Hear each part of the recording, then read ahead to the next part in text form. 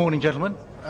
This is my first stakeout, so perhaps I can introduce myself. I'm Mark Lyall Grant. I'm the new British Permanent Representative and Ambassador to the UN, and it's very nice to meet you all here.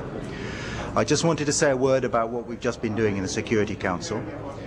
We have heard a disappointing report from Ambassador Takasu, who is the chair of the 1737 Sanctions Committee. And this report set out a pattern of violations by Iran of Security Council resolutions, including the two illegal exports of shipments of arms from Iran in direct contradiction of Resolution 1747. And if you add this together with the continued uranium enrichment activities of Iran in violation of Security Council resolutions, of Iran's failure to answer questions to the IEA about its weaponization activities, the revelation of a secret enrichment site at Qom, and Iran's rejection of the offer over the Tehran nuclear research reactor, then I think you can see that there is clearly this pattern of violations of international obligations and an unwillingness of Iran to negotiate seriously with the international community over the nuclear issue. The E3+3 are committed 100% to a diplomatic solution to the Iranian nuclear issue. But patience is running out. And as ministers make their assessment at the end of this year, if there is no change of approach by Iran and no clear indication of a willingness to negotiate on the basis of the very generous offer that has been put to them by the E3+3, then clearly the Security Council will need to look again at further sanctions against Iran in the new year.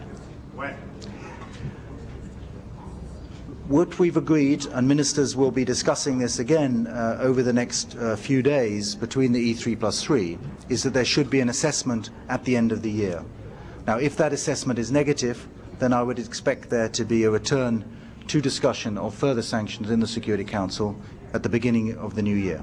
Mr. Ambassador, can I follow up on an earlier question? The Ambassador of France said that because Israel is not a member of the NPT, you cannot hold it responsible. So what if Iran also pulls out of the NPT? Is that an option for countries? If you're not in the NPT, you can do whatever you want to do?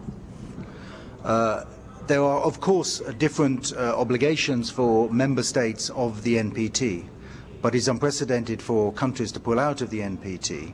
And that would be a sign that Iran has decided to turn its back on the international community and clearly pursue a nuclear weapons program. That would be a very negative step and would be seen as such by the international community. What about Israel, sir? I mean, what about Israel and what the Libyan ambassador said is double standards by the Council of not even asking it to join the NPT or open its installations for inspections? The United Kingdom has made clear that we want all countries to join the NPT, and that includes the nuclear weapon states that are currently outside the NPT. Our position has been very consistent on that.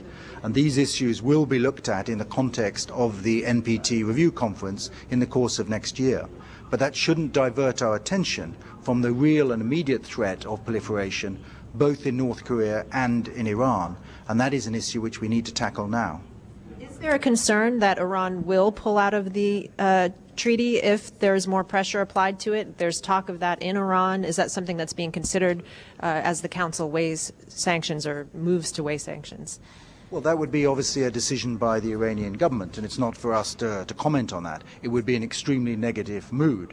But the international community is not going to be blackmailed by Iran by them threatening to pull out of the NPT in order to try and prevent further sanctions.